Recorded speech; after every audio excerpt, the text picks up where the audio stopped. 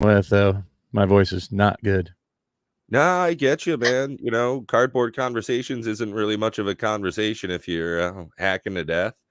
But thank you, everybody, for joining us. You know, we are Cardboard Odysseys. As always, Saturdays, 7 p.m., we're hanging out, having a chat about all things game, you know, whether it's trading card games, collectible card games, board games. You're here. You got the right spot. So thank you for joining us this evening. Matt, Bob, how you guys doing? Pretty good. Enjoying the new Path of It's Exile an League. interesting week. I'm actually in Path of Exile, so I mean, it doesn't like I'm not like gaga over it, but it's not bad. Hey man, if you enjoy it, that'll be awesome because I'll have another person to play with. Right. Dude that I used to work with, actually he's been guiding me all day. He's one of those, like, I don't know how well. Did you know Yoshi? You know, like when you just bump into that next level kind of smart dude. Like, I'm a fairly smart dude in the average room. You know what I mean? Like, break my arm, patting myself on the back. But I often am, you know, in those rooms with that next level shit that I'm just like, okay. And that was this guy. I'll introduce you to him. I mean, yeah, it's somewhat complicated comparatively to like D2, but I mean, there are other games that are complicated out there. Like, I just want to say that. So I don't think that it's too off-putting. I'll be honest with you. I think EverQuest is far more off-putting to get into initially. Like, it's much harder to wrap your head around. Really? I mean, the last time I played EverQuest was like 15 years ago, but oh, dude, with all the alternate advancements, each character's got like 400 alternate advancement things that you can do, plus all the clickables. Dude, like, even after playing the game for 25 years, I'm learning shit about it all the time. Like, oh, I didn't know that. So, you know, all kinds of games are complicated. Speaking about complicated, how about Magic this week and the unbannings and everything? And the bannings. Well, I saw the banning of Fury and Up the Beanstalk in Modern, which I saw that coming. Although Fury was a weird here's one. the thing. It's so weird because it was like so situationally format specific banning unbannings. Even bannings are getting to be complicated. Yeah. Right? Like, well, and that's one of the funny things, you know, as I saw the news rolling out, you know, the historian was covering a lot of stuff. Even Pleasant Kenobi made a couple of videos on it. I gotta say, I was really happy going in thinking about, oh, I play Commander, and this isn't where bannings occur. You know, those are conversations we have at our table. So even though there was a lot of you know, a big shuffle up in different formats, it really didn't affect me. So I was really happy going in thinking about that portion of it. And the little bit of Modern I have played, I've got to say I'm pretty happy to see Fury go. That was an annoying situation there. Well, I mean, you know, there's some of the things feel a little disgusting to me, like especially with that Fury banning. You know, it's like, okay, we've sold through all the product now. We finally got it out of the warehouse. We can ban it now. Like, that's what I was happy about. I was looking at my my collection. I'm like, all my Furies were sold. Yes, because their price it plummeted so hard. So fast. Have you seen the price? Nah, I don't really care though. I mean, it was like $40 and it went down to like 10. But see, we're seeing that with so many cards. It doesn't even take a banning anymore. And honestly, the market, as far as like the collectability of Magic, in my opinion, is just shot. It's just gone. Well, like, and I was funny because I was watching about that. I was watching a Rudy video. How the collectability of Lorcana is going to age in the next couple of months. It's kind of funny you mentioned that. You know, because Rudy did a video. Did you watch that? I think it was today. Yeah, I just caught that earlier. And I think you know, it spawned a lot of great talking points for tonight. With the huge price reduction in sealed boxes of Lorcana, now realistically, in some senses, we're almost 3 times as much as what you can get them for now. You know, over $400 at some point, and now they're, you know, $150, give or take. Some singles are still almost exactly pinned at the same price as they were when those boxes were so much more expensive. I wonder it'll come down. They'll come down for sure. Right, and that's my wonder is how the market's going to handle all of the influx. So I just want to point out for Rudy, and I'm going to call him because, boy, it just stuck out like a freaking splinter in my mind when he says, see, the reason I'm not selling Lorcana is because I believe game pieces should have value and they should go up in value. But what's his number one seller? What MTG game? Okay. Do you think that MTG cards are going to go up in value? Yes. Realistically, no. Oh, you're out of your mind. The board. You're out of your mind. Yeah. The reason why I say yes is because after adding my collection to TCG Player, I've been keeping an eye on the total value of the cards in it, and they have been going up. They've actually not been going down. The total overall value has been higher than the last time I scanned them in. And it seems like Time Capsule's doing the same thing you are, Matt. You know, they're getting rid of some of their collection. I know myself personally, when the Triomes from Ikoria started getting reprinted, that was the big signal to me that any new cards of value in MTG are going to be new cards of no value in MTG very soon. And for Lorcana, it's interesting because it doesn't seem as though their plan is to do reprints of cards. It's going to be reprints of the whole set, just ad nauseum. You're already starting to go down a road I wanted to kind of trickle into. The big difference, like, we don't know what they're going to do with Lorcana as far as reprint policies. We'll have to see that, right? But their point was they wanted to get the product on the shelf for the average retailer to buy. Right? The average retail customer, they wanted it to be available. The problem has been, since it released, people can't play the freaking game. Right. Because it's just not available to buy. It's the first time I went into an LGS that I saw Lorcana starter decks sitting on the counter for $20 a piece, and they had stock in hand. Yeah, I was at Walmart last week, and I was able to actually purchase packs for you, which is the first time I've seen I had you like them out. But well, so that's the thing is, when I was at Walmart, I think Thursday night, Friday night, maybe, there must have been 100 blister packs of the first chapter. And I'm being completely serious in my estimate. There were probably 3 boxes worth of just blister packs all the way. I could not fit them all in like a Walmart shopping basket. There were that many blister packs, and almost the same of the Rise of the Floodborn. So I think that we're definitely seeing a huge restock for the holiday time. Is definitely the blister packs are not going to cut it, right? No. For this game to survive, for it to grow, you have to have booster boxes in stores that hold booster tournaments. Boxes. Yeah, for the stores to be able to hold tournaments, to be able to hold events. Okay. Yeah. You know, they got to have the starter decks and they got to have the blister packs to get this game off the ground, to get people playing it and to get them coming back week after week.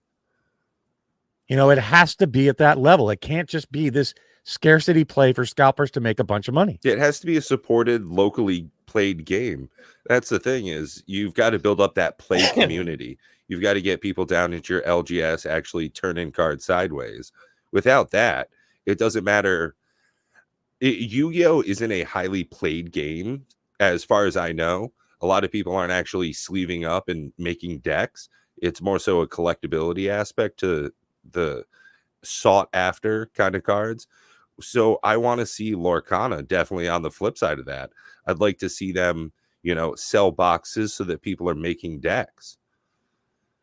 So I let you guys know behind the scenes, right, that it was low enough, close enough to retail, that I finally pulled the trigger, because I told you I want to buy it at retail, right? And that's been their company line since we were in, Indianapolis. That's what their intent was, is they want the product to be available at MSRP, period. They've printed it out. They said they're going to keep printing it until it gets to that point, right? And it's already gone back up because people saw it get low enough. But I tried to look and see where was my purchase just yesterday, right? So something interesting, and I was taken aback when I started looking at this, and this was maybe an hour or two ago. I want to show you something interesting. You guys watch Josh, right, from Hometown? Yeah. How he talks about like sell through.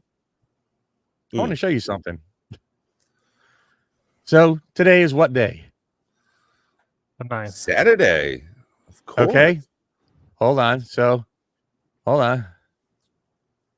That's page 1. Oh, geez, Louise. Page 2. It definitely looks as though people are page buying 3. at this price, you know. Oh, we finally got it. The bottom of page 3 back to last night. And I'm trying to find mine. Mine was 5. Load more. Load more. So well, I want to say that sales are definitely not this definitely hurting. goes to show that a lot of people's price point for purchasing was also met recently.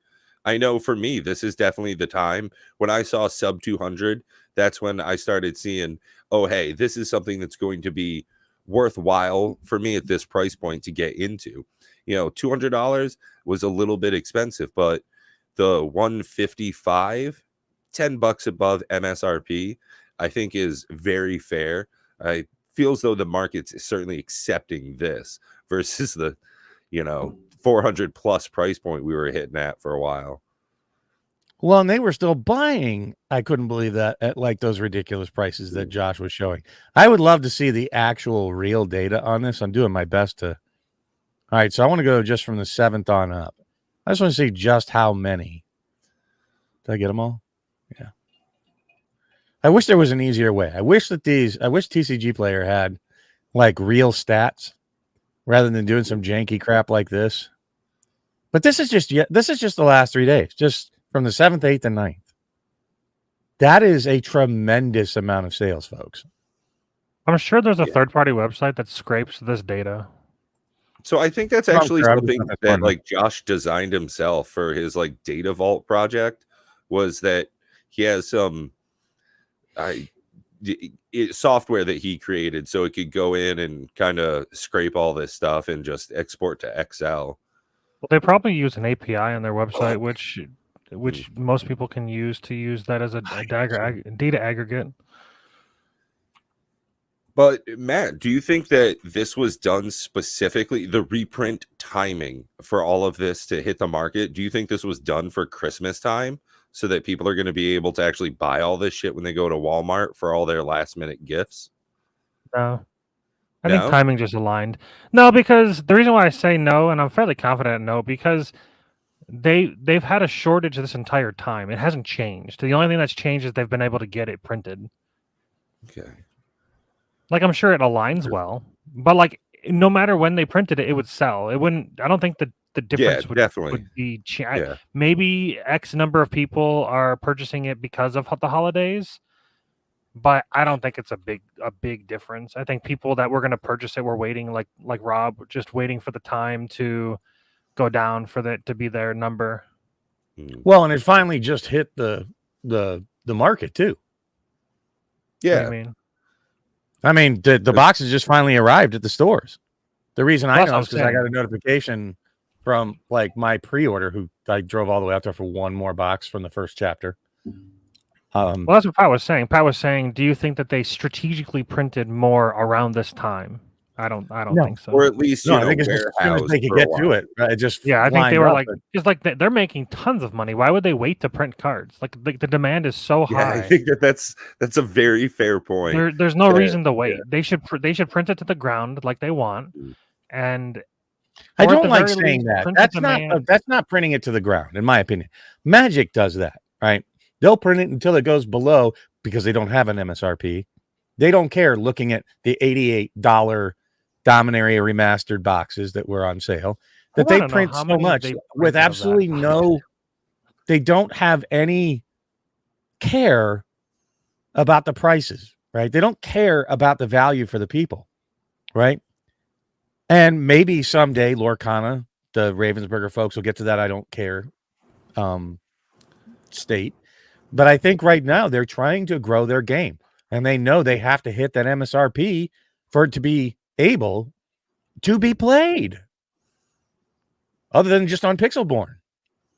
Right. And speaking of playing, maybe we get in a game tomorrow, Bob. If we can't round anybody up for Commander Raids, I think that would be pretty I When Bob came over to pick up the packs that I ordered or that I bought from Walmart, I was gonna offer to play a sealed with him, but he was with his daughter and was going to get food. So I was like, oh, never mind. I was like, you know, if I were to ever play the game, it would be with one of you guys. That would be the only time I'd ever tried. I'm never gonna go on Pixelborn and like just load up a game. It would literally just be trying it because you guys are interested in it, so I would give it a whirl. I don't think I'll enjoy it, but I wouldn't mind trying at the very least. Maybe I'll be wrong. I'm surprised that Pixelborn wasn't something that would entice you into it because it's such a low investment, you know. Doesn't take a whole lot to time is the problem at this point. It's not even dollar. I mean, that is a real thing, right? Time is the big killer for especially all of us that have, you know, YouTube channels and things that it's just it's so hard with so many games. You have to pick and choose. So there were 477 sales in 3 days, but that's not 477 boxes. Let me see how many boxes there were.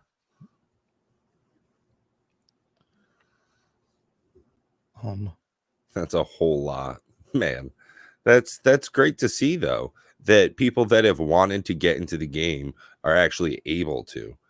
And well, I am also curious how many of those people were scalpers speculating that it's going to go back up in price. Because I have to imagine. Well, you'd be an idiot if you were. Well, maybe you already said the boxes have already went back up. What, 10-20%? Okay, but those are short-term Timmies. I'll bet you the vast majority of these people, because it's mostly 1s and 2s and 3s and 4s, right? That's not a scalper.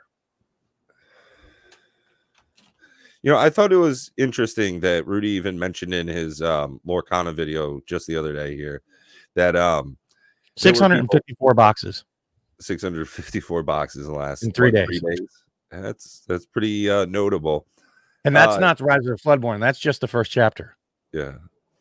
I think it was definitely a wrong move for people to have bought in when it was over $200, thinking that it was going to go to the moon, when it was so explicit from the company itself that their production plans were to have a lot of it available for customers. And it was. I'll have to say I thank WotC for really kind of force feeding most of the TCG, because I mean, let's be real, the MTG is the gold standard.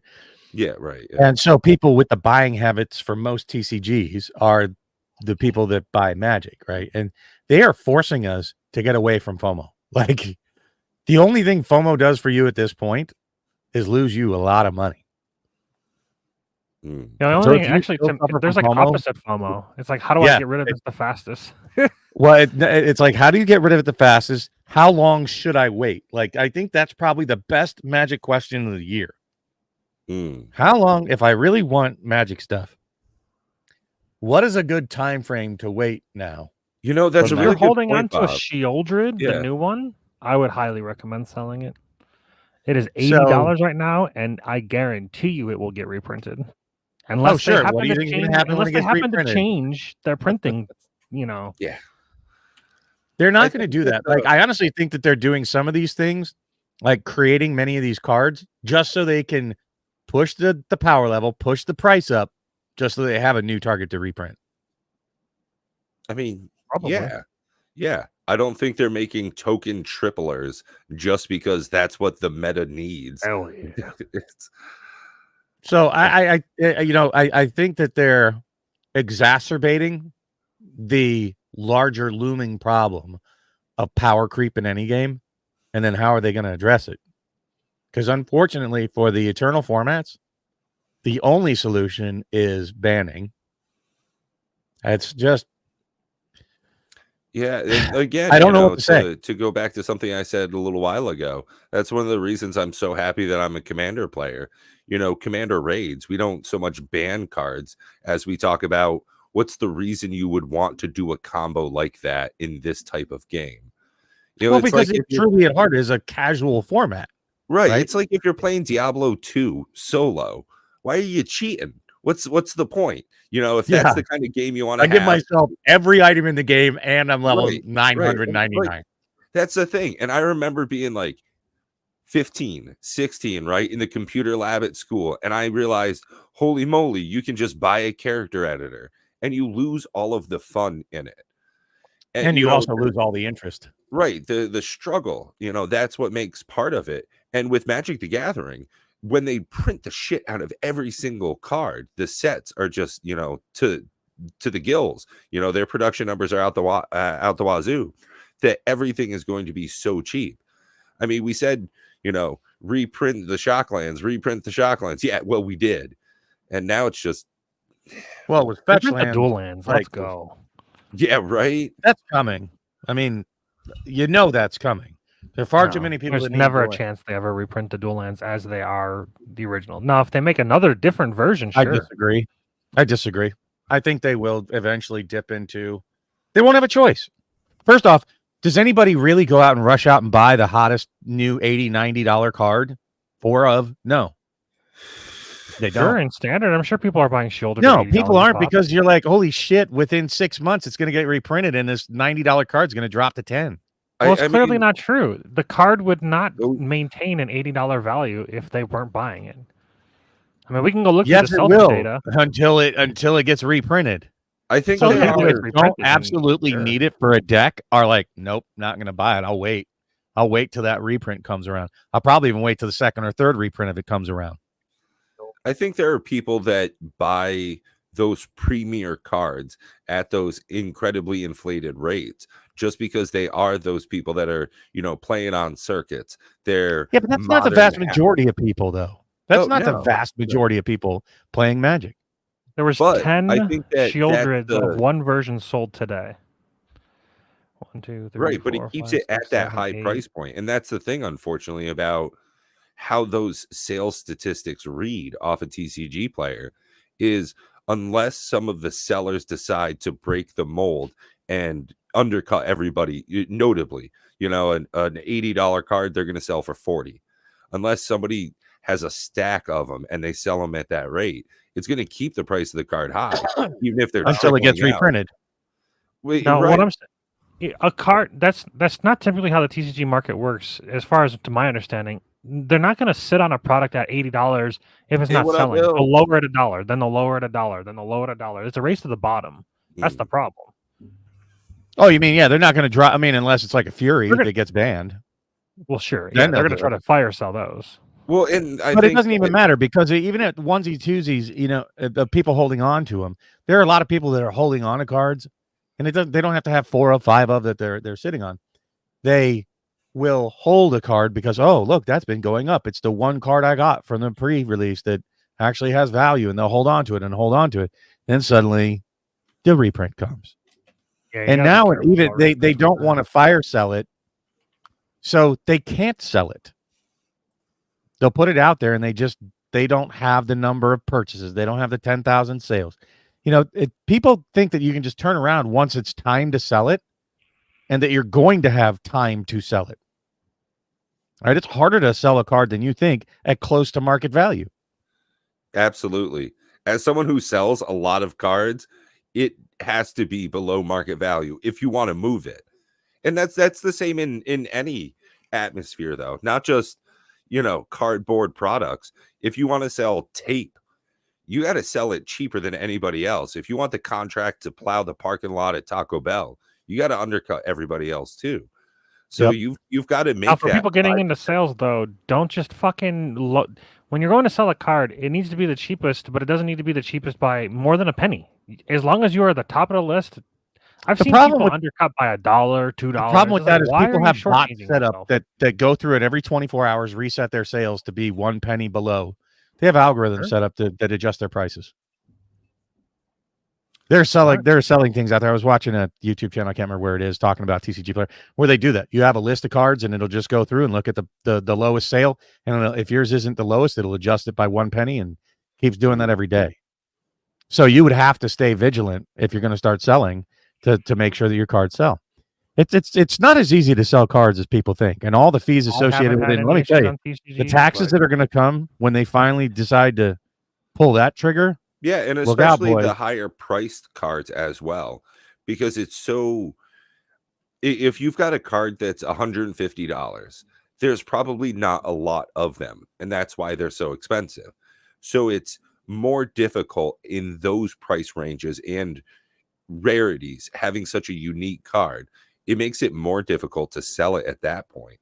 It more fickle, I guess. It's easier to you don't have the impulse buyers. People that go to buy a $150 card are specifically there to buy that $150 card. Yeah, I sold they're not just shopping around going, let me put this in my cart and let me put that in my cart and I'll put this in my cart.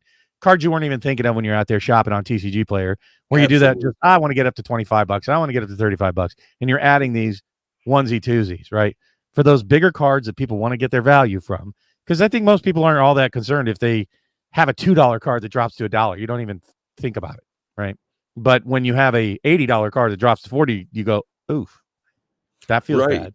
Right. And that's a great point. The percentage loss versus the dollar loss is huge. And I think that something for me in my personal Magic, career, right?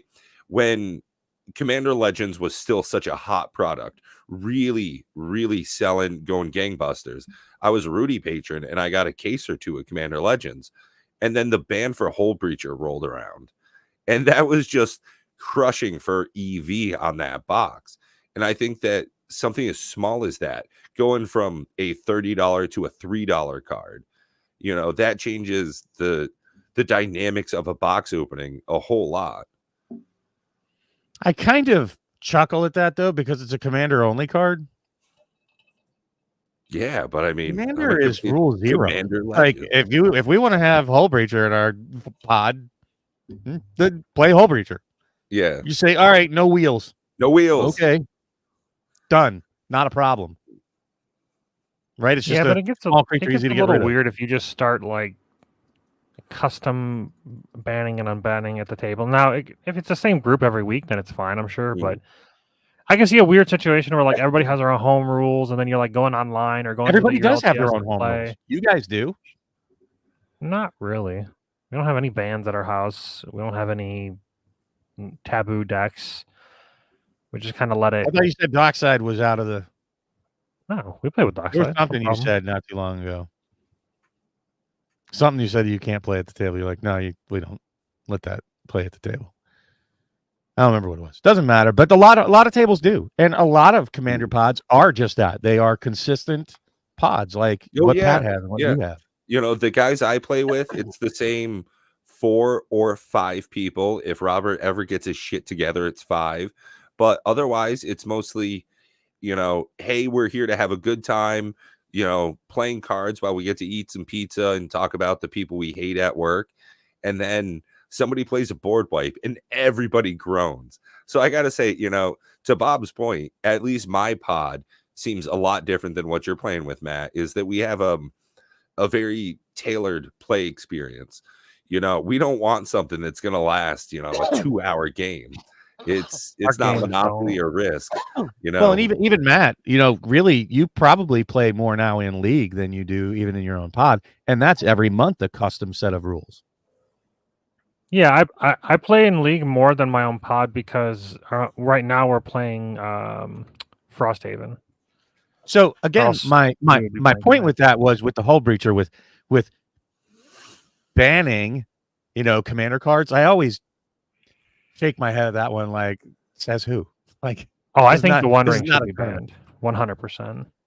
Oh, okay.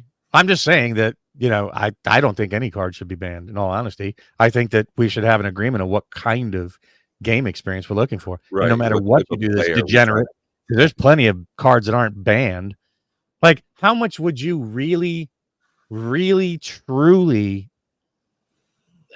care if they unbanned Time Walk from Commander? Unbanned what? Time Walk. The 2 mana take an extra turn? Yeah, I would not want that in the game. You're going to tell me there's not more degenerate things than a take an extra turn?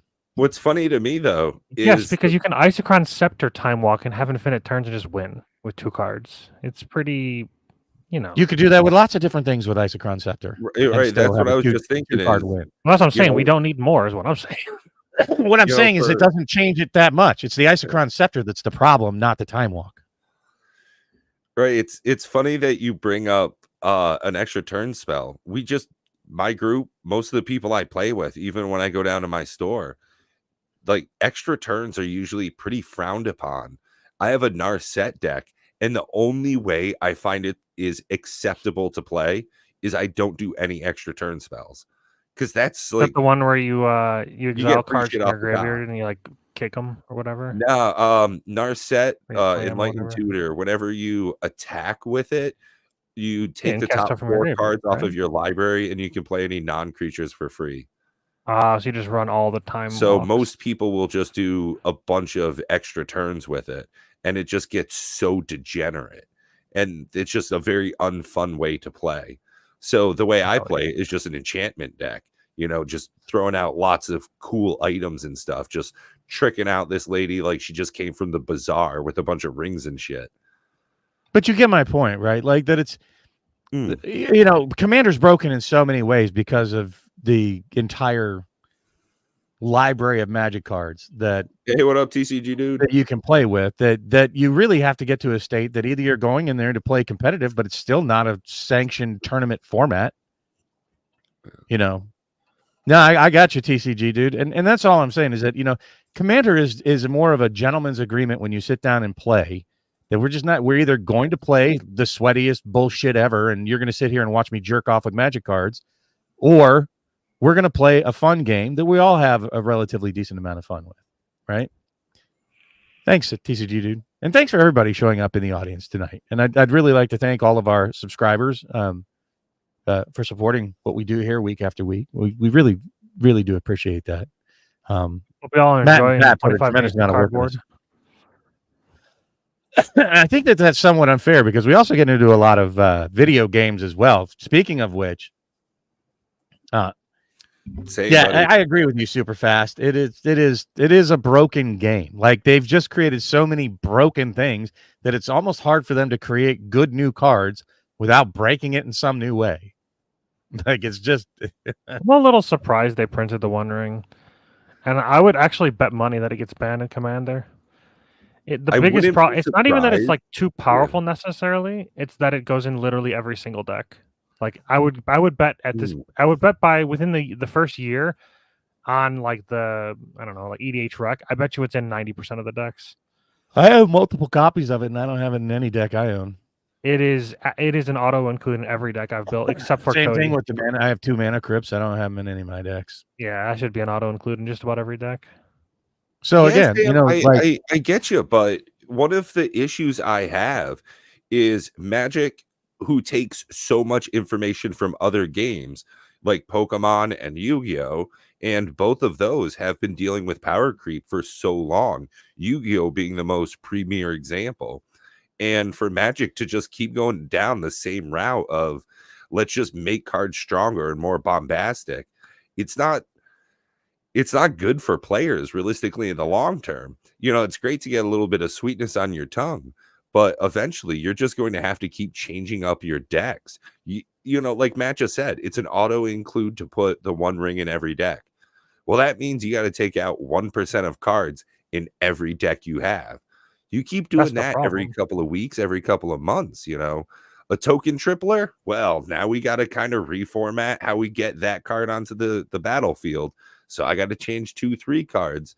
Doing that all the time, like it entices people to buy stuff, but it just makes me have to keep chasing that dragon of a high every time. Oh, but that's what they want. That's what gets you giving them more money, right? That's their intent. And they have to do that, right? They have to come up with appealing ways to pull money out of our wallets. And how do they do that? They either have done what they've done over the last 3 years and actually decimated the game as we know it. It is no longer a collectible. In my opinion, Magic's no longer a collectible, period. Full stop. Ooh, hot take right there. And I don't know that they can fix it. I don't know what promise they could possibly make that would fix it.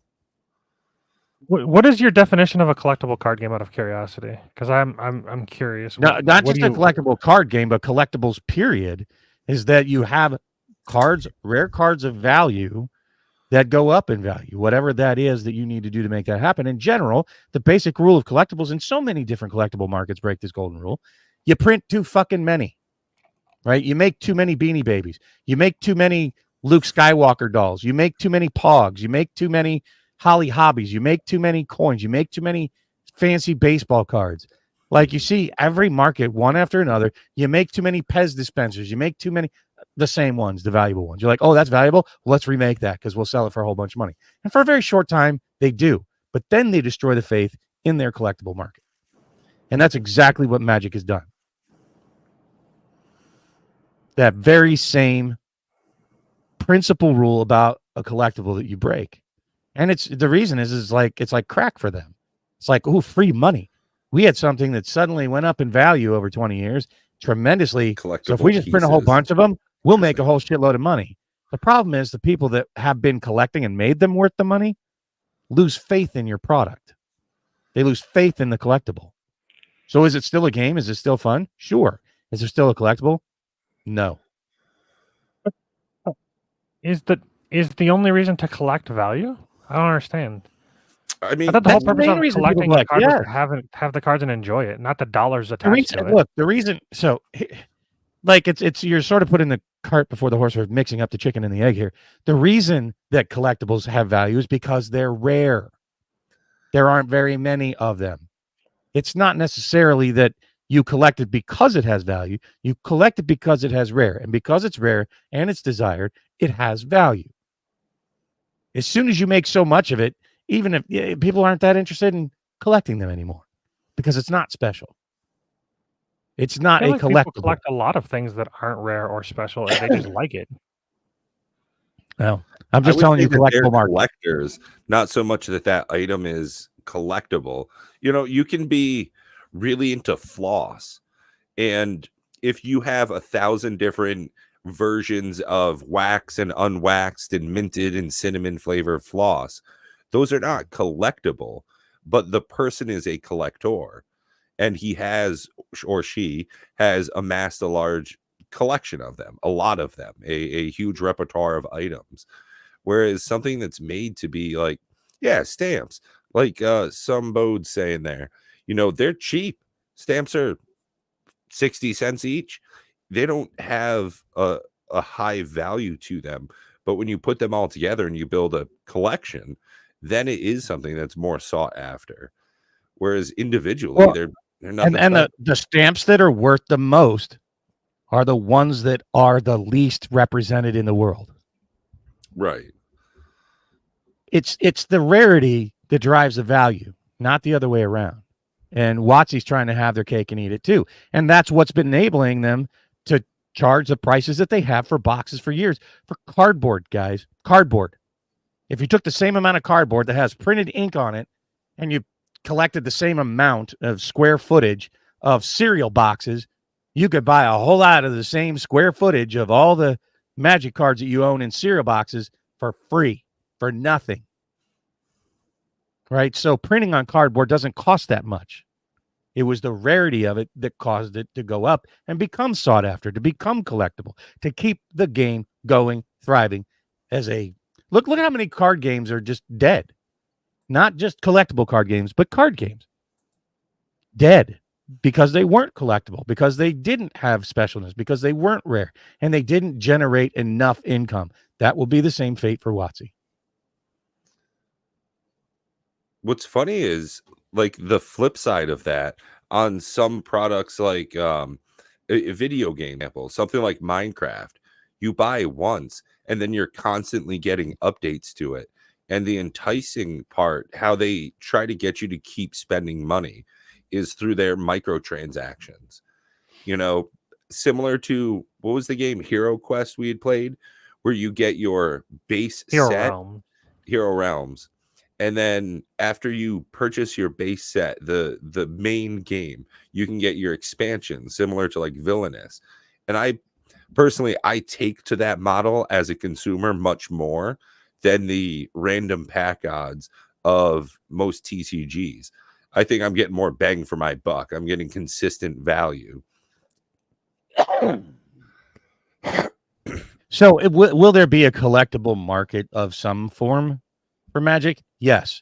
But that's To say that the financial value has not been an aspect that has driven the success of Magic is just, you're being absurd. When you watch all these pack openings for the past umpteen years, when you look at most of the YouTube content out there, when you look at so many of the sites, they point to the financial value of the cards. When you watch Lance open cards, when you watch Twiddler open cards, when you watch Rudy open cards, he's not like, oh, that's a baller 50-cent card. They're like, hey, there's a $100 card. When they get to, oh, yeah, it's not, oh, yeah, look, that basic land, that's the strongest thing in my deck because it enables everything. They don't give a shit because it has no financial value. The hype is what drives purchases. The purchases drive the viability of the game. Long term, as far as a company, yeah, I definitely agree with that. Yeah, they're basically slitting their own throat, bleeding themselves dry slowly.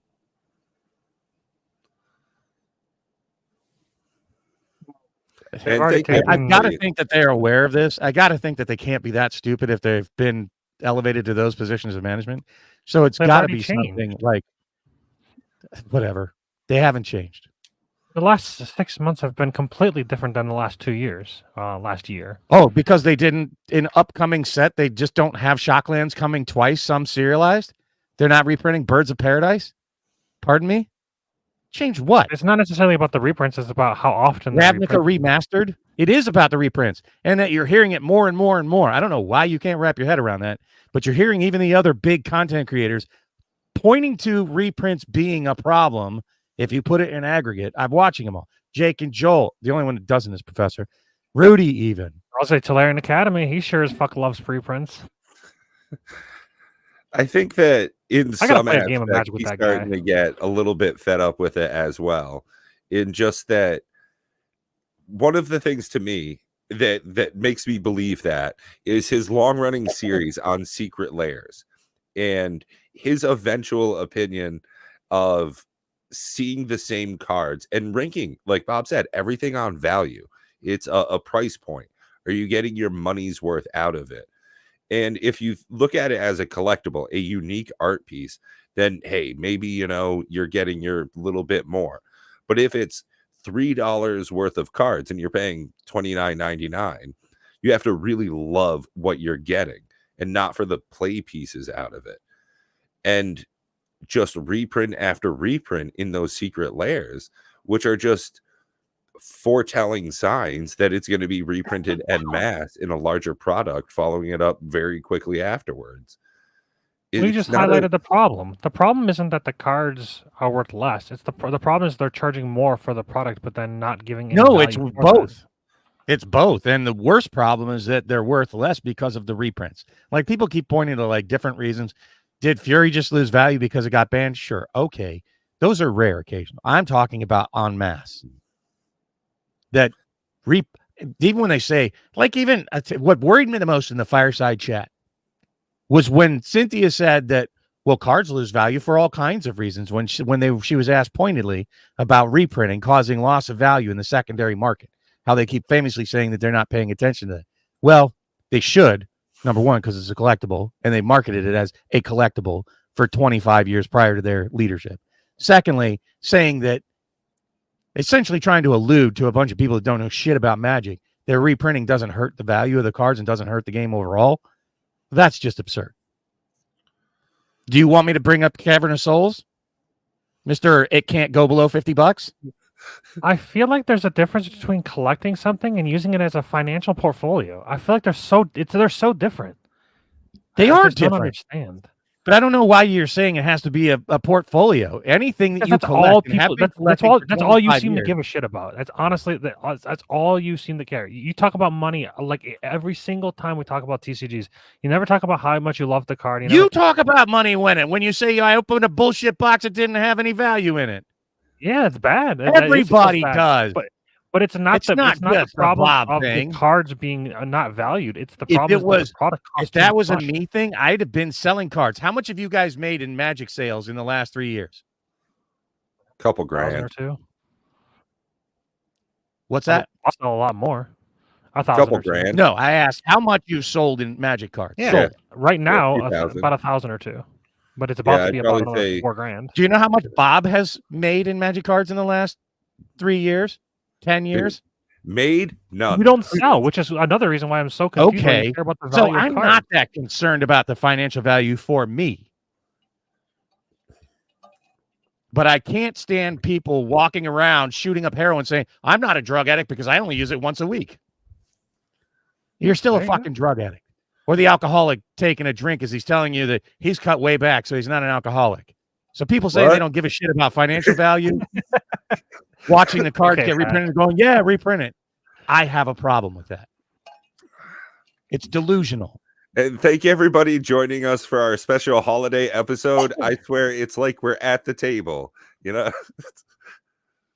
So, again, that's what I care about. And, yeah, guess what? The most exciting thing about Magic is that it has financial value.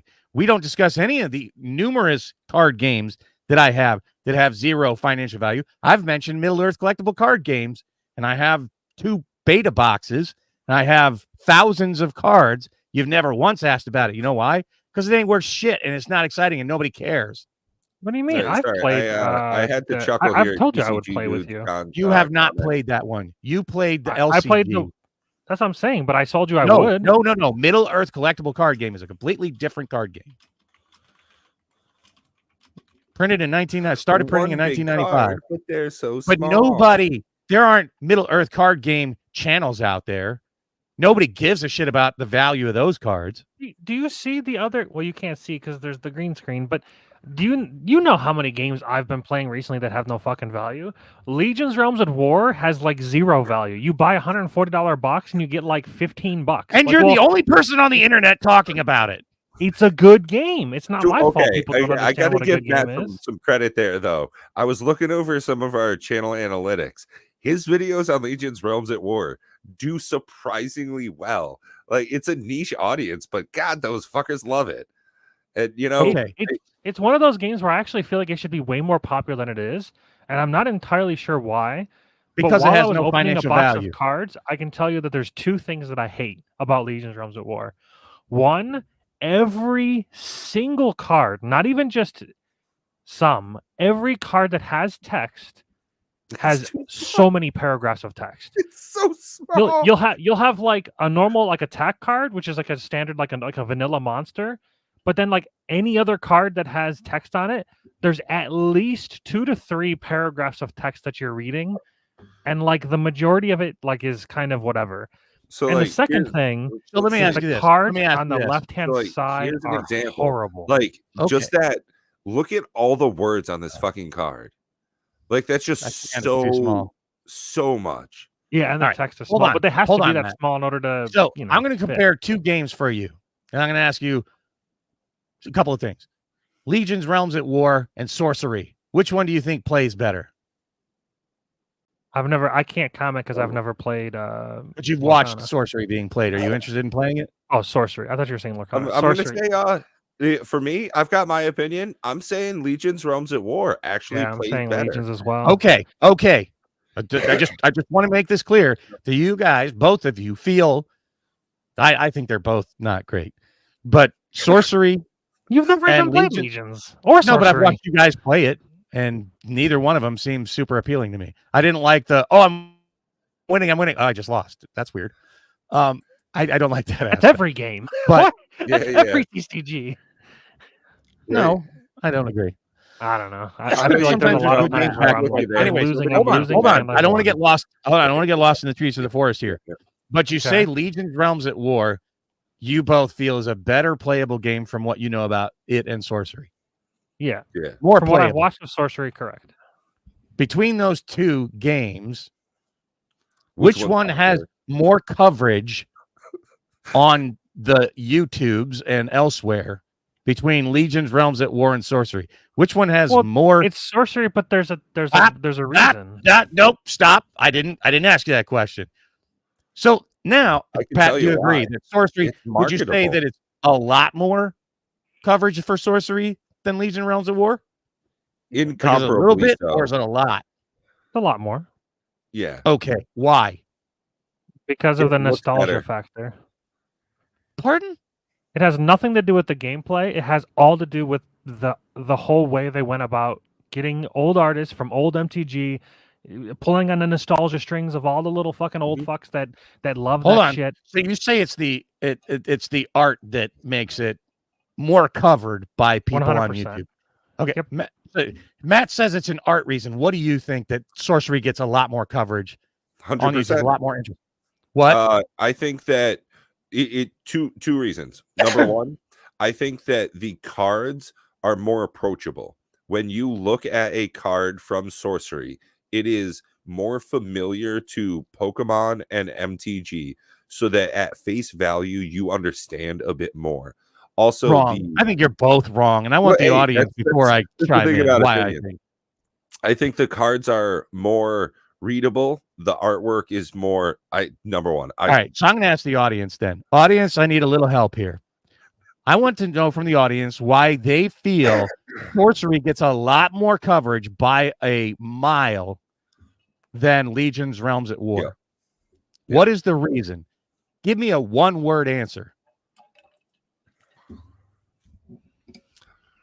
I know what Bob wants for the answer. I know what the answer is, and you're both trying to dance around it, and you're full of shit. I don't know what you want me to say. But okay. Richie, finally you showed up. Hey, buddy, I got a question for you. Okay, Richie. So, yes, why TCG dude does sorcery get a lot more YouTube coverage than Legion's Realms at War? I don't think anybody is on the same page as you, Bob. No, they're all saying stuff that. All right, well then everybody's a Timmy. It's because of money. Because the cards are worth way more in sorcery, and it's exciting to watch people open a pack and hit a $600 card. It has nothing. You're out of your mind. It absolutely has to do with that. It's artificially inflated numbers because they printed so little. Doesn't matter. It's not even out yet. Doesn't matter. It's completely different. People can't even get their hands on the product. It's completely different. There you go. Ricky said it. Value. So now that we've got Richie here, I just want to go ahead and say a big thank you to all of our channel members. We actually have been doing some posting for channel members only videos, and we were running a bit of a contest. Whoever had the best comment on our first channel member only video about what is enticing or not enticing about Lorcana, Richie Dubs was actually the winner. So want to go ahead and give him a big congratulations and a thank you for your participation. But for that, I said I'd give you a pack. What I didn't tell you is that pack would be in any of the Lorcana decks. Any sealed deck you want from Lorcana, I have one of every single one, and I want to send one out to you, Richie Dubs. So let me know down in the comments below which one you want as a big thank you, and send us your address, and we'll send a deck out to you. And you'll have to open it up if you want that booster pack. So thank you very much. That's a very rare giveaway from this channel. So he was saying that he actually had not yet interacted with Lorcana, and he wants to get some of the product so that he can play with his family. Specifically, his niece was interested in playing the game. So I figured if I sent him a deck, he might actually get the chance to play with one of his family members. That's pretty cool. That's very cool. And like I said, it's a very, very, very rare giveaway from this channel. So congratulations, Richie. And yeah, only I hate to say it, only the subscribers were eligible for that. But it is what it is, because it costs us money to do things. So congratulations, Richie, and thank you very much, moreover, for being an active participant and supporter of our channel for so long. Thank you. Absolutely. I actually think that what I want to do. It's funny. I wish there was other versions of the starter deck for Legion's Realms at War.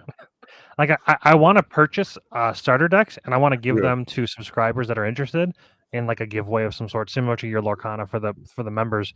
So I was like thinking of like messaging Taylor and asking him if there was any kind of like deal he can give me, or if he wants to sponsor the channel. Of course, he could do that as well, for the viewers to like get the game in hand and check it out. Because I think that's what's something that you and I, Pat and I, discovered, that as we were playing the game, it became more. It made more sense than just looking at the cards. Yes. Yeah. We still got to get another game in for sure. Yeah, that was one of the interesting things that I also found about that fusion game, Soulforge, that we had played when we were at Gen Con, is looking at the cards. It certainly explained the card, but I didn't really understand the holistic view of the interactions until I actually started putting them on the table when I started playing against another player. And that's really when Legion's Realms at War took off for me. And that's why I said so quickly, Bob, that I think the gameplay for it, hands down, makes so much more sense than anything I saw from Sorcery. One of the big drawbacks to both of the games, though, is you need specialized play mats. And I think that's something that a lot of TCGs should stay away from. What do you guys think about that? Do you think that I agree with Sorcery? Playmat? But like, you don't need a specialized playmat for Legion's Realms of War. You just know that you have to have. There's just 5 slots. That's all you have to remember. Like, realistically, it's the same as Yu-Gi-Oh. Like, you have a max number of creatures you can summon. It's the same as Yu-Gi-Oh. Right? Like, I get what you're saying. That, like, yes, having your own playmat does help because there is a limitation on like how many fortified or unified or ACT cards you can have in the field, or versus the and how many warriors you can conscript to the field. If you have 5, you can't. But I think Flesh and Blood is that way too. Yeah, Flesh and Blood's the same. Is it the same? Is there a number? Yeah, of creatures? You got your like armor slots and your whatever. But there's no creatures. Thing. No creature cap, though. I don't believe. Yeah, so there is no. No. I'm talking about a playmat. You have to have a specific playmat with the battlefield laid out. Otherwise, yeah. And that's even more annoying because with those cards, you have to have all of your equipment in different set, so you have it almost separate from your deck. So it's like having a really mini like deck that's super annoying to me. I'm gonna do something. I really like it because you can use like the really big, thick hard sleeve cards, like the. I don't know. You can get them graded and still play with them. Like they're full on normal pieces. You can have them in a special frame or whatever, and you can still play with them no matter what, because they don't have to be in the deck. They don't have to be in a sleeve. There's no way you'll get dinged for having marked cards or any of that stuff. So, yeah, I like it. So I'm gonna nerd out tonight a little bit. I'm gonna do something I don't normally do. So I have a box of joy here for this week. It's a cardboard box of cardboard. Yeah. So this is my box of cardboard on cardboard. And part of it's due to Matt, part of the happiness. So I finally got some product that I'm happy to have. Now these I've had actually for a little over a week, but I just brought them down. I got the Rise of the Floodborn. Oh, nice. Those things are taking off, like I said, for value. I got a few of the new. Got some of the new decks. Starter decks, which I haven't cracked yet any of those. And they're great too. You know, you got a steel deck in there, so that's definitely going to be some good gameplay. I got a box of the Rise of the Floodborn boosters. Nice. And the first another nice first chapter box that makes 2, and it's got the little tape on the side. Oh, did your box hold on, go back to your box. Did you ever check to see if it had the sticker, the Rise of the Floodborn? They do, yes. Okay, they have the same tape. I don't know if you can see it there. Yeah, I mean, the tape is fucking like fuck all, but it's something, I guess. It's something. At least what it says to me is that they're aware. Like a pack slipped. My mom dropped the box when heavily played when we were going to get it this weekend. And they're aware of it, but their solution is dog shit. Their solution is jank, but there's more in the box of joy. There better be about 29 other things in that boxes of joy. There were 28, or maybe there were 29. No, there's 29. But there are 3 left. 3 left. I don't want to say anything because, I don't want to say anything. You lit them on fire. Got some of them. Okay, I want to try and do a thing. Just bear with me. I know this isn't normally it. This isn't how we normally do it. But what's in the box? What's in the box? No audio. Sorry. just one of those, what's in the box kind of thing. What's in the box? I'm showing what's in the box. And there were a disproportionate amount. Oh my God. The Mickeys. So here's what I'm gonna do.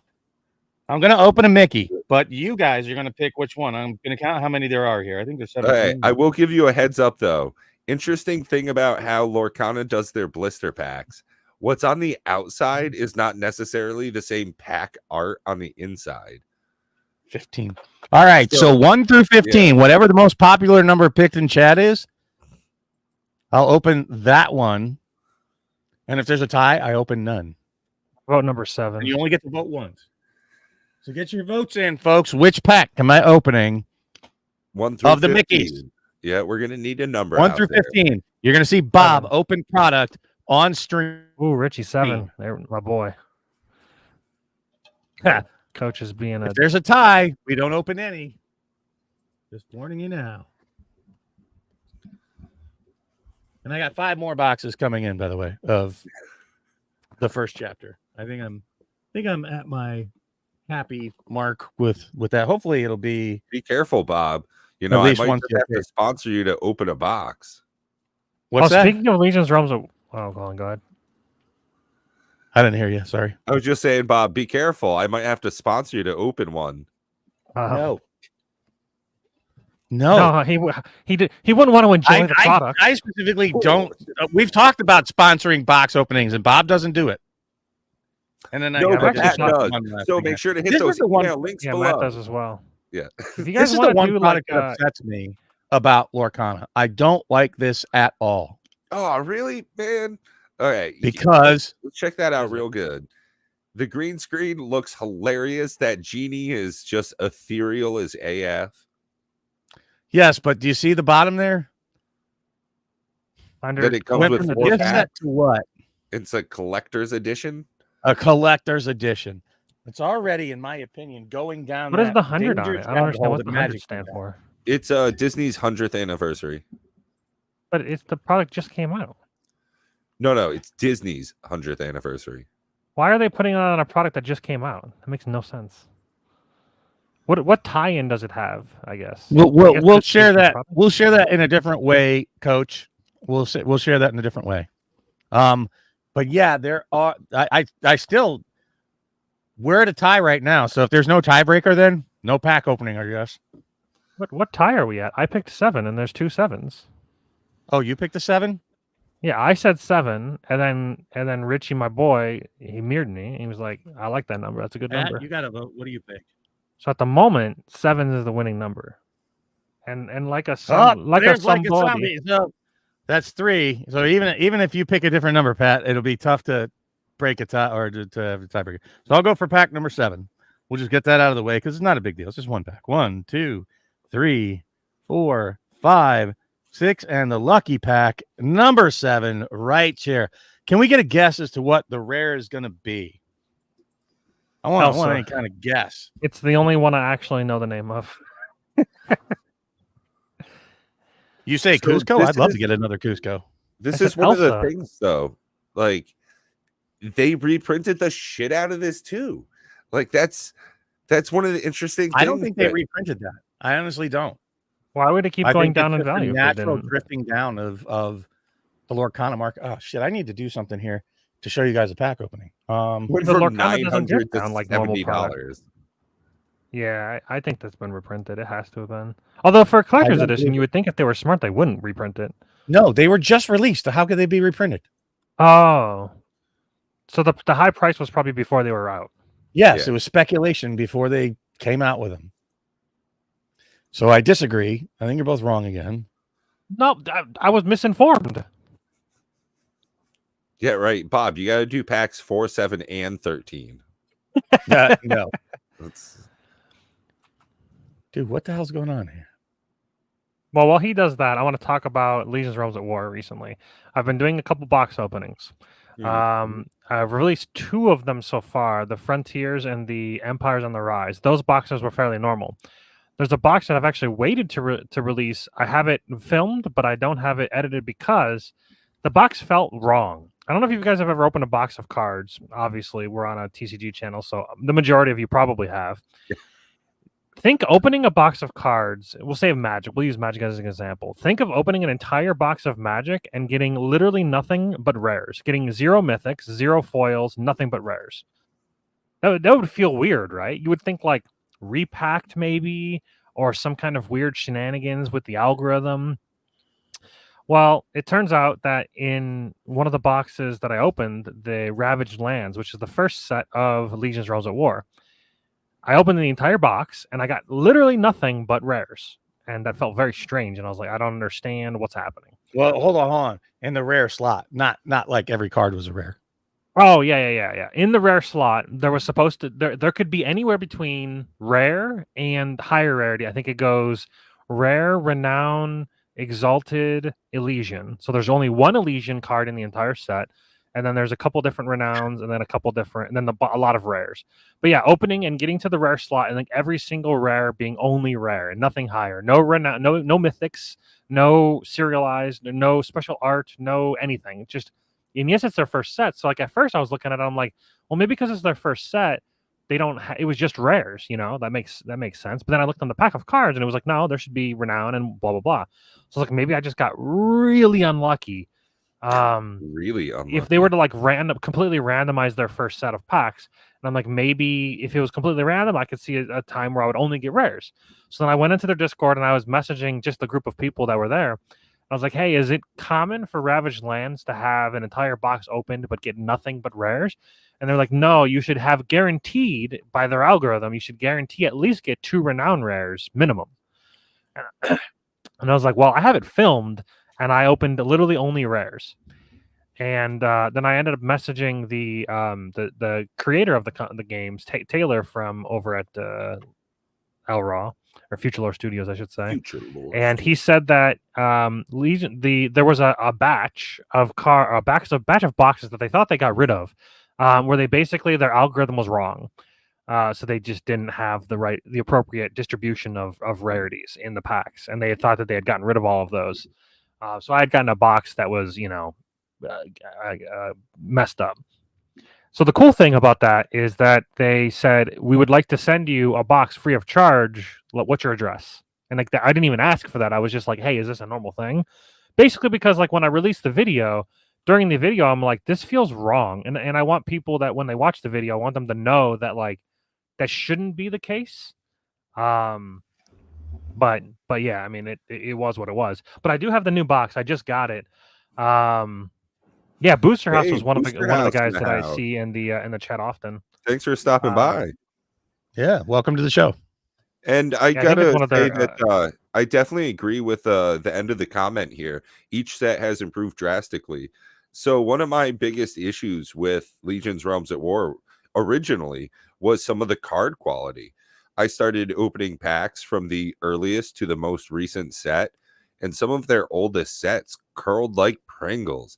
I mean, you could stand the card up on its side; it would go curl. Yeah, I remember that. That was bad. It's well. What's really weird about that is we both got cards at Gen Con from the booth from the Future Lore Studios booth, and yours curled, but mine didn't. That made no sense. Northeast I am curious though. All right, so it was a Mickey pack on the outside. What do we think the art is on the inside? I'm going for Elsa. I think you got an Elsa pack. I also said Elsa. So I said you're going to pull an Elsa. It's a Mickey pack. All right, so I'm thinking because it's a Mickey pack. I wish there was some sort of correlation. I think I'm going to end up pulling the Mickey Artful Rogue. I think that's going to be one of the cards in here. But let's just crack on into it. Now that the cards, I don't know what you're seeing, man. I see a lot of these cards have dropped drastically in price. Like a lot. So here we go, folks. Make sure you got it can't be an enchanted foil because Sherry Vegas is not opening the pack. She's the one with all the super luck. I like how easy these packs are to open. They're not like too easy, but they're not too difficult. They're just right. I'll be honest with you. Just make sure. Oh man, I got a token turned off too. Oh hey, yeah, House, what's a website I can use to price check my Legion cards?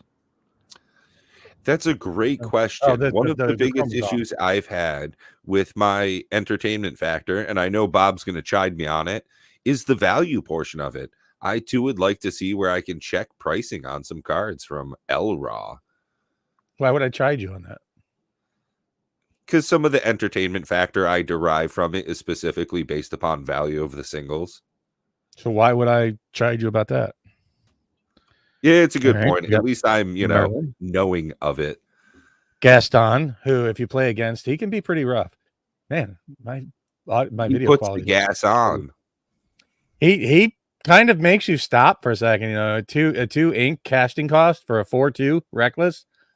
He takes care of a lot of cards that get out on the table. Right. Usually stuff that has haste, is not so badass, but yeah. Mr. Smee. I never see him played. I don't see this Elsa. I mean, 4/4 for 1 lore. Ugh, that needs to be at least a 2 lore card. This is a terrible card. That's why I didn't get played. Genie, the ever impressive. Again, not a card I ever see played. Hercules, I actually do play, and in a very annoying deck. Where's the rarity on these cards? It's at the very bottom of the center. These are all common. The little circle is common. Okay, circle is common. What are is that the uncommon symbol? Uncommon. The uncommon. Beast actually gets played in a bunch of decks. The easiest way for me to figure out the rarity is if it has more lines in the symbol, it's a higher rarity. The more lines, the better. Not even joking. So he comes in and he breaks artifacts, basically. Items or artifacts is what I think of. I don't think I've ever seen this ever on the table. I did not know that was a card.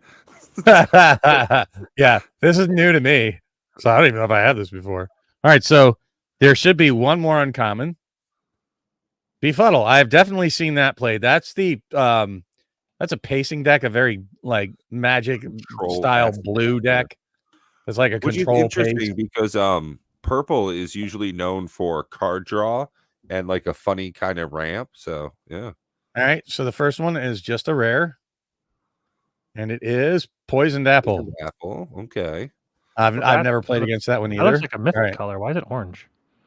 That's just what rare is. The one that's silver is what do we got here? What do we got here? That is a super rare. And it is got 3 lines. Ooh, queen. She's not terrible. But I think she's in the precon, is she not? I want to say she's in the Elsa precon. And then what do we have? Just an uncommon. Olaf. Yeah, he is. Check out how flat that gold foil is. That's such. So, and then. But yeah, I mean, if you want to see the flatness of the way that Lorcana does theirs, I mean, yeah, I mean, I don't want to make you guys think that I'm bending it to be that way, but it is. That Joker is flat as can be, and that I love that about Lorcana. The thing about their cold foils is that they're in Magic, the cold foils tend to be very dark. You kind of see how the almost muted the mana symbol is darker here.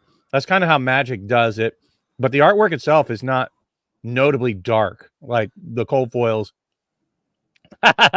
Sleeve Olaf. Hell yeah! Yeah, that's not going to be sleeve worthy. But there we have it. I think League of Legends. A very rare night here for the boys at Cardboard Conversations to do a giveaway and do a Bob pack opening. It's not a very common occurrence for me. Though I may open a box when I get the other 5 boxes in.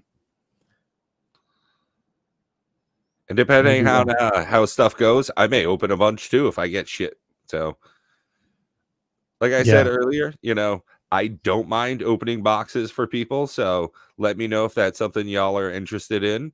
I'd love to make some videos for people that are interested in it. And, don't ask for me to do it. I've got the Rudy hookup, $89 for draft boxes. If you guys want to work out a deal, I can maybe send a message to our folks. And if you guys want me to open boxes on the channel, I'll do that.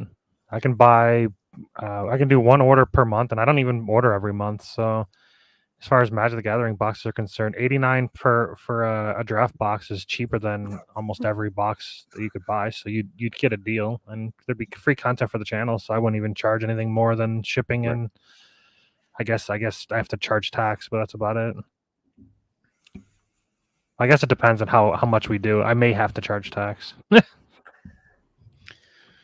Yeah, don't ask me to open boxes. These two guys are more than willing to do it. I don't want to do it. It's fun. No worries. What we'll do, Bob, I want you guys to open your boxes. I will do a Bob Reacts video to you guys opening your own boxes if you want to do that and send in a video. That would be unique. I don't think any other channel does that. You guys open your boxes at home, and then I'll comment over top of it. Like, I'll do that. I'll make a video for you guys for that.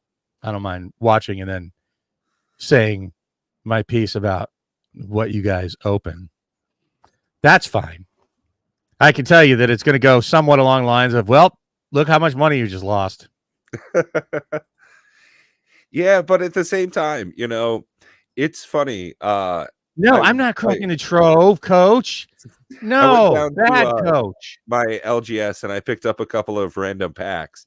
So I opened up one of the Lost Caverns of Ixalan, and I was really surprised at how much I enjoyed going through a single draft pack. There was a lot of really cool art. It was reminiscent of Ikoria with their color palette. So, maybe that's something I do end up getting into. That would be fun. I love Coach's comment on that. I would love cracking packs for people. Oh, absolutely. You got no attachment to it. It's just pure copium. It's just not copium. It's pure what's it called? Dopamine? Yeah, for sure. Yeah, it's pure dopamine because there's no loss for you. It's all about what you're gonna get and what you're gonna pull for somebody else. Well, and then you also don't have to worry about like, oh man, I just pulled a textured foil from this collector pack.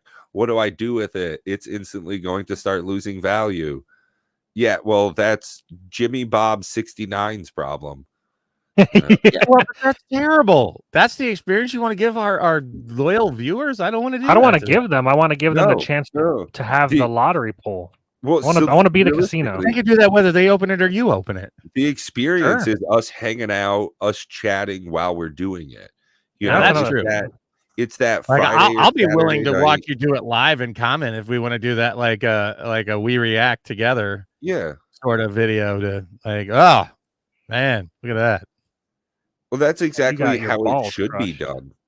There's definitely the Rudy style of pre-recorded videos. If it gets to the point where you have a schedule of openings outside of, hey, Sunday mornings, we do coffee and cracking backs, and we're sitting back, and that's what we're going to do for 90 minutes is we go through one box together and we all chat and bullshit about the polls. Well, what I think would be great is we feel guilty about it. We do it live. I already feel guilty about opening boxes as it is. I don't need Bob to help. Well, I think we should do it live on Cardboard Conversation. You have we definitely would if there was people that signing up for box sponsorship. Sure. I'm not fond of that idea. I like sitting here just spouting off to you guys about it. But I mean, if you guys really want that, we're here for you. I will definitely say my negative things about your box opening. It might better serve our community to be able to do that separately from Cardboard Conversations. I don't think maybe we do it afterwards, like like after the regular show, or like, hey, we have our first hour, and then like after party starting or 8 o'clock, yeah. we have an after party box opening. Yeah, starting. I've got some Dominaria remastered. I'd love to share my pain with the audience live. It's. I don't know if I can watch that. I just think about buying some Dominaria remastered, but the amount of fucking printings, I just don't know. It's tough. It's back up to $125 because I was going to send that out as a gift to somebody because I saw it at Jake and Joel just like night before at $89 and then it popped right back up to $120.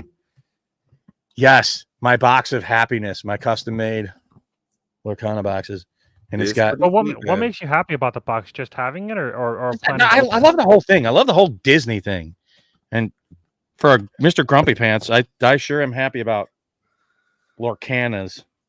Hey man, for each Well, their and own. honestly, one of the things, and I also really enjoy the look of that box. I think it's pretty slick, and I'll tell you why. Is it's got like edge to edge artwork. It's super rich, really colorful, and it's right on point with Lorcana itself that for the box. color palette. You know, that's like I might legit. do a giveaway for one of these boxes. I have a bunch of them, but you got to do custom work on it to make it like perfect because they didn't have a perfect size. So I had to put like foam inserts. I don't know if you can really see it to keep the cards from sloshing around.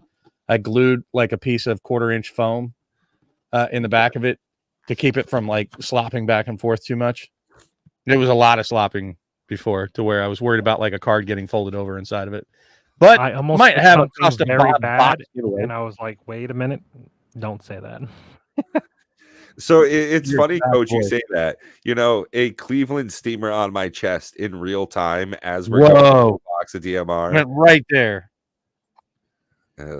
Just hot, fresh crap. And that's, oh, yeah, you know, great card. It'd be cool if they hadn't just reprinted it, Pat. You might be excited about it. What cards are in Dominaria Remastered that are worth money? Dominaria. What's Force of terrible Will is like how many. It's like I feel like tutors there $89 are. a box is hard to lose money, but then I've opened boxes where I got super cheap, like those Brothers War boxes, where I felt like I could not lose money. kind of like and I the got guaranteed fucking thing instead of a land blasted. cycle is they did the tutor cycle, but Right. they showed that reprint couldn't handle it. Like, Well, that's what's those went from wild $40 about it. cards down to like Yeah. $5.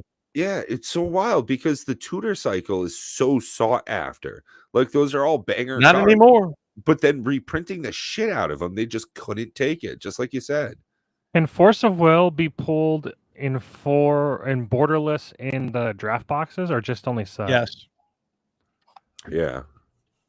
Well, that's Yes. I $47. don't remember Well, I which guess one's any scanned. version of It Force was of Will is at something least weird. 44. So if you hit a Force, you're doing pretty good. Vampiric Tutor 29, 27, 27. Yeah, that was a Incubator, $100 card. 20. Yeah, great. Get it down there. Get it around $20. I'd be pretty happy with that. Yeah, but at that rate, I'd rather, and personally, I would rather, my preference would be just to get a box of Lorcana first chapter I have and Dominaria just Remastered. rip wrappers on that instead. I'd be do. so I have happier of going Dominaria through Remastered. even the commons. Just see, like Yes. we did just now, like that Gaston and Captain, the horse. Like that's more memorable to me than any common I've opened in any Magic the Gathering product in the last fucking year. Really? There have been Absolutely. some banger common on commons recently. Well, it's not that they're good or bad cards. It's just that I don't care about opening and looking at them. Like the pack. See, that's me in every product. I don't give a shit. Commons on commons, just skip them. I don't even read what they do anymore. What's the point of them? Like, they're useless. The majority of cards are never played. Like, it's actually kind of ridiculous. Just get rid of them. Just get rid of commons. That's to me one of the rare instances for me, and I think that's why I like Lorcana so much. Is I grew up with all of these movies. Even as an adult, I continued to watch a lot of Disney stuff. You know, I really love the lore. So when I open up a pack, it's just reminiscent. When I can think of like I divorced parents, we got to go see with my dad Emperor's New Groove in the movie theater when I was a kid. And when I see scenes of that on a trading card, it brings back a bit of nostalgia. And that does something for me. You know, that dopamine hit is serotonin hit off of a common. Realistically, if that's just that does something for me that Magic the Gathering certainly can. That was something I wanted to kind of discuss today. So I know last week we had talked about how we have some refuge in the current markets for cardboard in video games, right? That there's lots of, if you want to get value, love you too, Sherry Vegas. But there's lots of value in what the fuck's going on in video games, right? That you can get way more than $20 worth of your money out of getting like Diablo 2. I think it's like $13, right? You can get hours and hours and hours. And I'll tell you what, I think I understand why I like Diablo 2 so well, is because it feels like pack cracking. Every time I sit down and go through and do like 50 or 100 runs of something, it's like packing, cracking packs. It's like getting your balls kicked in for hours. Yeah, it's great. What's that? It's like getting your balls kicked in for about 3 hours. Yeah, it's great. I don't know what you mean by that, but no, it's like, it's hey, the same feeling as opening a pack of cards, getting kicked in the nuts. That same feeling I get when I get a big hit. Yeah, the same thing when you open boxes. Yeah, Richie was live when I had a jaw drop, which is that's a big hit. That would be equivalent of pulling a Shieldred or something, right?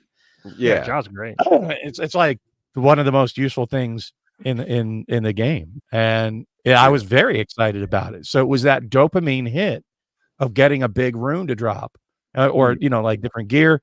So that it's like that's specifically why I like Diablo 2, because it's like a loot pinata. It's very much like it gives me that dopamine hit that I need.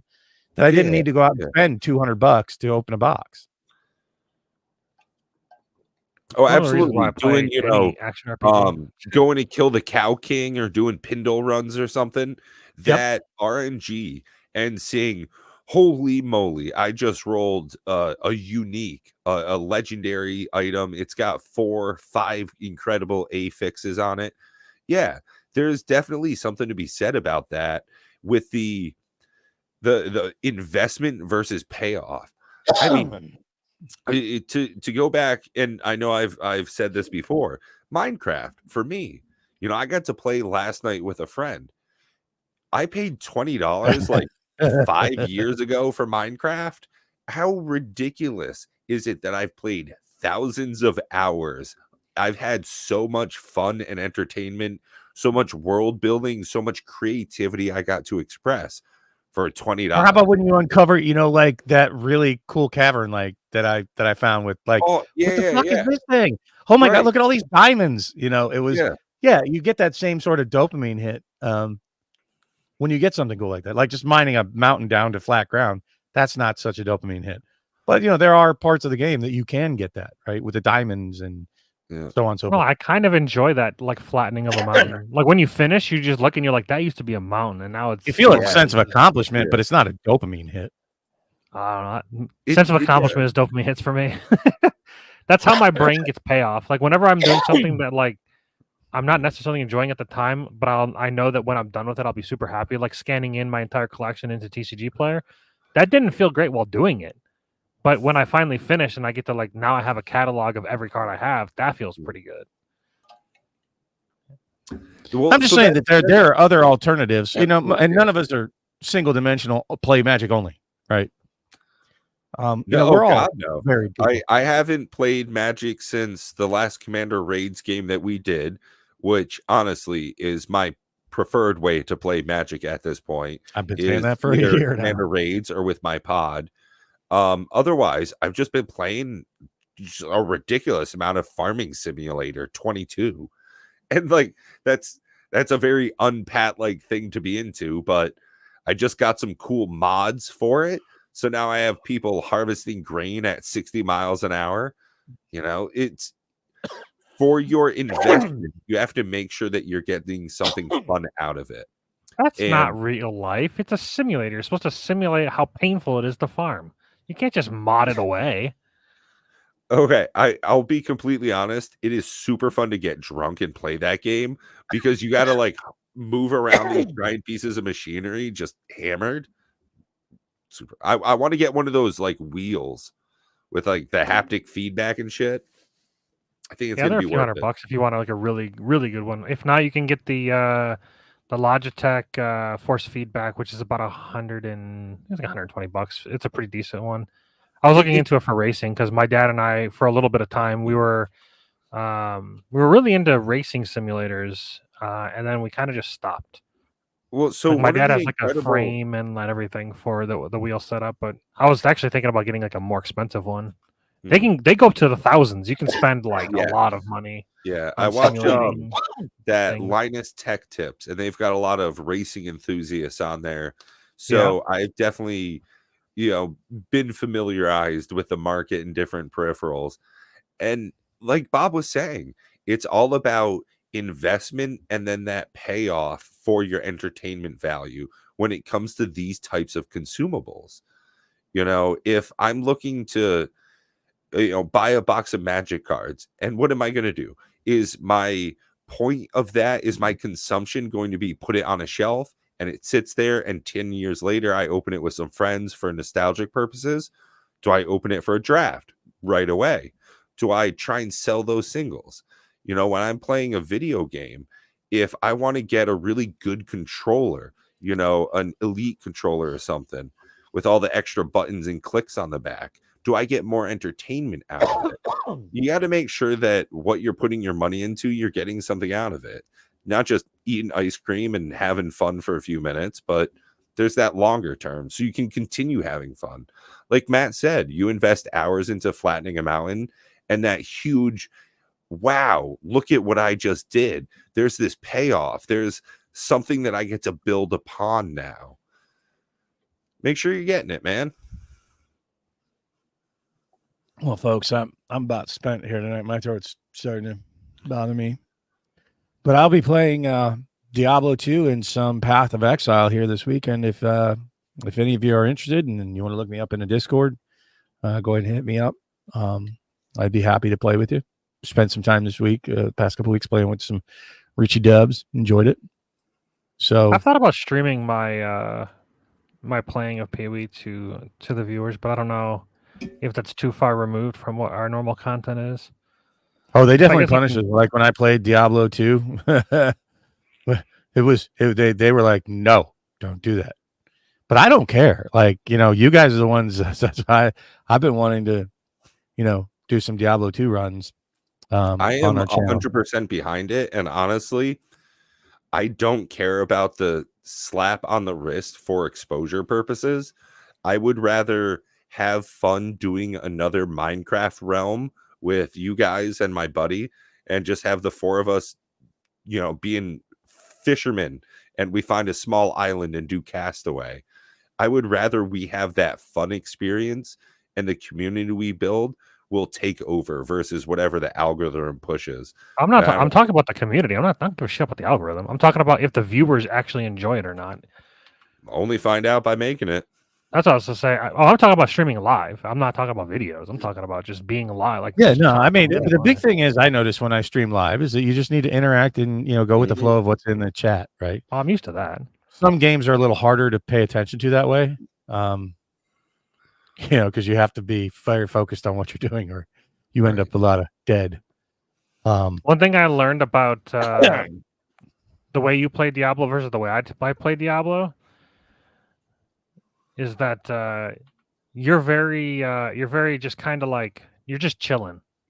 I play like a fucking crack. I just try to fly as fast as possible. If I'm going slow, I'm like, I'm losing out on potential drops. I have to go faster. Gotta go faster. And you're just kind of chilling, just drinking, just having a good time. I have to go fast. If I ain't going fast, I'm last. I mean, very wise words there, Coach. And Coach's Magic is saying, I think having a plan is a good place to start with any collection or spending money on something. Like Bob has said, it's not worth anything until you sell it. As far as collections go, I definitely agree with you. Flip side of that, though, like Matt was just saying, with the purchase of Diablo 2 Resurrected, you start getting that payoff right away. Yeah, I mean, they're different things. One's a collectible, one's not. You're just straight up paying for entertainment value. My point with that was, $13, it's hard to go wrong. Mm-hmm. Really hard to go wrong. What's $13? And Path of Exile is free. Yeah, I'll say Path of Exile is free. I mean, it's kind of free. I know you have to buy things in order to make it really playable for the long term with the different. I would say the best way to describe it is it's got a free trial. Because, like, realistically, like, you'll have the reason why it's technically free is because they give you 4 stash tabs. Think of like the problem with Diablo 4. Right now, the biggest problem with Diablo 4 is that you don't have enough stash space, and you can buy it with gold. That's only one problem. There are a lot bigger problems. But at a certain point, well, the game is quite a lot better than it used to be. Like, on launch, it was pretty dog shit. Now it's actually a pretty decent game. And the biggest problem I have with it is the 2 things: damage on Tuesday problem, which basically just means that there's like 16 different ways to scale your damage, but it's in like very obtuse, dumb ways, like enemies that are slowed, enemies that are close to you, enemies that are far from you, enemies that are carrying a two-handed weapon, enemies that are shooting a bow. Like they're very like they're not really that, but they're basically there's like a bunch of dumb wasted stats that make your items bad. And then of course the second problem being there's not enough stash space to basically play more than one character. Like you're like pretty okay with one character, but like anytime you want to make like an alternate character, you either have to do the old school muling where you have like a bunch of different characters that are just holding gear, which is just dog shit. Just like Diablo 2. Crap. Or you just can't. You have to start deleting stuff. Like I don't know. The whole purpose that I like about like Path of Exile and action RPGs in general is kind of the collecting and hoarding of gear. And that's like action RPGs in a nutshell. And if you can't store that gear that you found that's really cool that you might use for a build later on, you'll probably never do it, but you might. You can't do that in Diablo 4. In PoE, the PoE solution is they sell you the stash tabs, and they're fairly cheap. They're like $1 or $2. If you want to get like a premium stash tab to be able to sell on their website, you can do that as well, and it's like a couple bucks. So realistically, I would say the game is more like $20 to $30 in order to buy like the right stash tabs and whatnot. And you can spend, if you really want to, you can spend thousands on MTX, but that's just microtransactions that are designed to change the way your character looks. It has nothing to do with your power level. Like nothing in the store will ever increase your power level, and they're very, very, very against that kind of game. So that's cool. Very good game. Yeah, I mean that's very true, Coach. I mean that is quantifying what we've been trying to say, and that's why we brought it up since we also do video games and we want to talk to you folks about the video games that you enjoy, and finding it, and in my opinion, during this time in Magic's history for Magic, and I would say many other TCGs, is that I would say it's a good idea to hit the pause button. I'm not saying sell off your collections, and I'm not saying run out. Rudy's saying that, oh, there's a lot of opportunity right now. Ooh, I disagree wholeheartedly. And I would say wait. The smarter money is to just wait, see where things go. It's a very turbulent period of Magic, to say the least.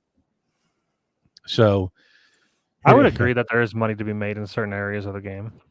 It just all depends on what they like. If we can agree that they're changing, or not agree, if they can prove that they are changing the way they do things with reprinting and with the value of cards, if they really want to maintain a certain number, it's weird because like they don't really have any control over the secondary market, so it's very difficult for them to gauge how popular a card is going to be and how good it's. Like I bet you any money, half of the cards they actually create, the cards aren't used the way they intended that they were used. I think you're 100% wrong that they don't have control over the secondary market. They just proved it in spades with a 1/1 ring, that they proved it with every card that they've reprinted and forced the price down to nothing. They're very well aware of the secondary market. They thought the 1/1 ring would sell for $2 million? Yes. There's no fucking way they thought it would have sold. I was the first person saying it. People were out there, oh, it's going to be $100,000 card. I'm like, you're silly. It's going to be over $1 million. WotC themselves, they were aware of it. You think that they would print a card? It would sell for $2 million. No, 100%. I think that they thought it would sell millions of packs.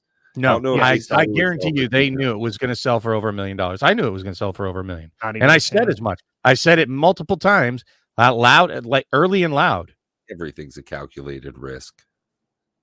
That's what I was saying. Everything, I think that it is a calculated risk, but they're very well aware of tinkering and tweaking and turning knobs and seeing. No, they're aware, and they have definite impact. They definitely have the much bigger impact than anybody else out there on the secondary market. You're out of your mind, dude. I said control, not impact. Okay, that's control. Impact is control. They print more, prices go down. They cut off printing, prices go up. They make 1/1. It becomes ridiculous. They make $0 if the cards are, if they stop printing, basically is what I'm saying. They make no money off of that. So if they stop printing, they make no money. So how does that help them? Oh, and Richie, make sure that you hit us up. Let me know what deck you want so I can get that shipped out, and hopefully you can have that before Christmas. If they stop printing altogether, they make zero. But if they start investing their research and their efforts into new expanded ways to play that become exciting, a la Commander Raids, if it had been WotC pushing that, it'd be all the rage. It would be all over the fucking place. But they didn't push it. They didn't even promote their own freaking... I've never even heard them mention the words Boss Monster, their own format, which is similar to ours. Because they don't want to push it. It's easier to fucking reprint a card that's already existing, and they know that the market likes the card, so they pay attention to the secondary market. And yes, they know as soon as they print it, that price is going down. And they have a financial team that they have finally admitted to, which has probably been around much longer than they've admitted to, that's been watching these things, and they're financial analysts. And yes, they do all these things way smarter than what the three of us put together here do. So yes, they have spreadsheets and all this shit that they have all the numbers, the real numbers that people just guess at anecdotally online. So yes, they have tremendous control over secondary market. Period. They have very, very small amounts of control. The only thing they can do is control the print numbers. But here's the thing: what I'm trying to say is they have marketing. They have all kinds of different things. So I disagree with you. They could push it on Arena. They could do a million things that affect secondary market value. They create ban lists. They do all kinds of different things that tweak and control secondary market value on things. Upon first printing of a product is what I'm talking about. I'm talking about first printing, the way they control the secondary market value, because they have values on all the different attributes that they assign to cards. They've talked about it in depth if you go research into it. And they know how powerful a card is. And they know powerful cards that are rare in value, are rare in printing in the mythic slot, become very valuable in the secondary market. But what I'm saying is they don't. They may say they do, but they don't. They don't understand. Not every card. I bet you. What I'm saying is there are cards that make breakouts of where they're being used in unintended ways. Where like the cards are for instance, you're going to say that there are some things that catch them by surprise, that they get it 100% right with 100% of the cards. No, but to say that they have no control over secondary market, I said they have influence. They don't have control. Control indicates that at any point in time they can force something to be the exact amount of dollars that they want. That is control. No, it isn't. Control is make it go up or down. You control a boat by making it go a little bit this way or a little bit that way. But there are things beyond your control as a captain when you control a boat or a plane or a car or anything. Sometimes they go a little places where you don't want them to. But it doesn't mean exact. Well, then you ain't in control. You're just there. Right, I disagree with you, and I think it's just a subjective definition of the term control. I mean, we can go look up the actual definition. Let us know what you think about control down in the comment section below. Is it just Azorius, or is it what Wizards of the Coast is doing to your wallet? It's definitely blue. If this has been something you want to take part in more often, make sure you hit that subscribe button so you get notified when we're going live. Otherwise, if you like the video, just hit the like. It helps us out every little bit we can. So thank you, everybody, for joining us this evening. Be well.